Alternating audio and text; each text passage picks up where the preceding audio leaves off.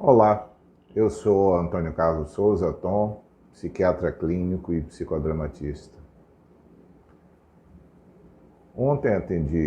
Anteontem atendi uma paciente, inclusive eu falei com ela que eu ia tocar nesse assunto nesse vídeo.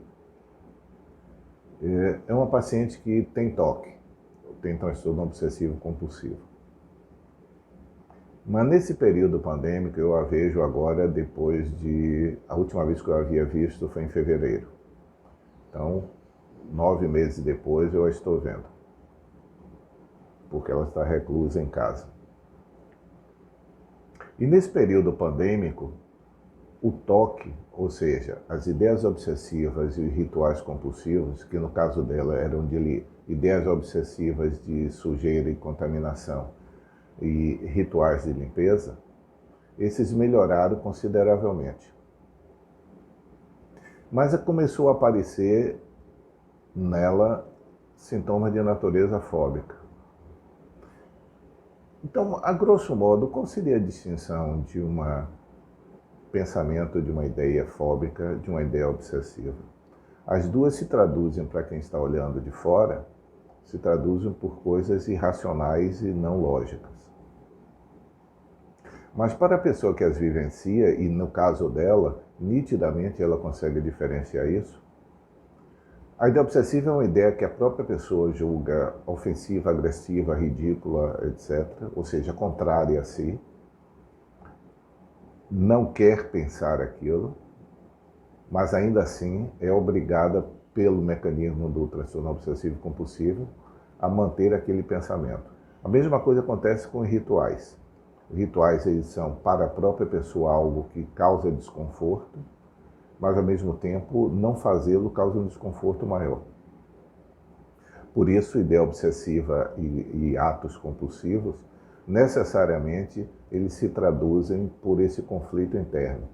Sei que sou eu que estou pensando ou fazendo, mas ao mesmo tempo não quero fazê-lo, mas não consigo deixar de fazê-lo. A ideia fóbica, phobos é medo em grego.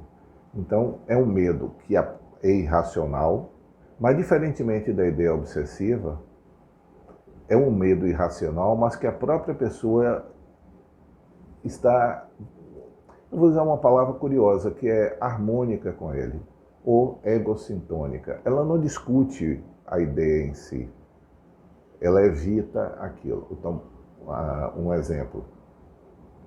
Se eu tenho uma ideia, um pensamento de uma ideia fóbica em relação à contaminação, então eu estarei contaminado por qualquer coisa, abrir a janela eu me contaminarei pelo coronavírus. Ela é uma ideia fóbica porque a pessoa não abre a janela. Ela desenvolve um comportamento de evitar aquilo. Portanto, existe uma certa sintonia entre o que ela está pensando e o que ela está fazendo. Ela sofre pelo resultado, mas ela não discute muito o que ela está fazendo. Então, o sofrimento de quem tem um quadro fóbico é pelas inúmeras limitações que, como no caso dessa paciente, está há 9 meses, e ao ter que sair, isso faz ela desenvolver uma crise de ansiedade intensa. Mas a ideia fóbica em si, ou seja, ela pegar um objeto, e eu brinquei com ela dizendo que eu iria usar o termo que ela disse. Qual foi o que precipitou a vinda dela aqui depois de 9 meses? É que ela saiu, foi comer algo fora, e o conflito dela é porque ela não conseguia, nas palavras dela, alcoolizar o alimento. Ela chega na praça de alimentação, limpa tudo com álcool, mas o alimento em si ela não podia fazê-lo.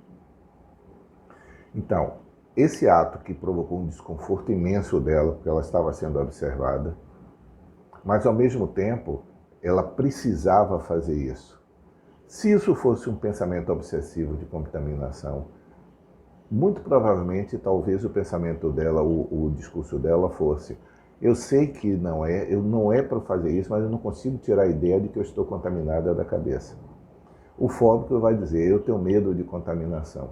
É uma distinção sutil, muito sutil. E no caso dela, se justapõem muitas coisas. Mas é importante a gente entender que os dois movimentos, seja da ideia obsessiva, seja da ideia fóbica, eles se traduzem por sofrimento. O mecanismo do sofrimento não são iguais. Os mecanismos não são iguais, mas se traduzem por sofrimento. No toque, pelo conflito contínuo e intenso entre uma ideia para a pessoa inteiramente absurda, mas que não consegue tirar da cabeça. No fóbico, uma ideia que ele também é absurda, mas que ele não consegue resolver. A única forma dele resolver é utilizar comportamentos de evitação, ou seja, deixar de fazer, deixar de sair, deixar de abrir a janela, não abrir a porta, ou como essa paciente disse, a crise maior dela quando ela descobriu que ela não podia mergulhar comida em álcool. Se fosse uma ideia obsessiva, possivelmente esse mesmo pensamento poderia ser algo assim. Vem uma ideia na minha cabeça que eu tenho que mergulhar a comida no álcool para ficar boa. Eu sei que isso não é para fazer, mas não consigo tirar isso da cabeça.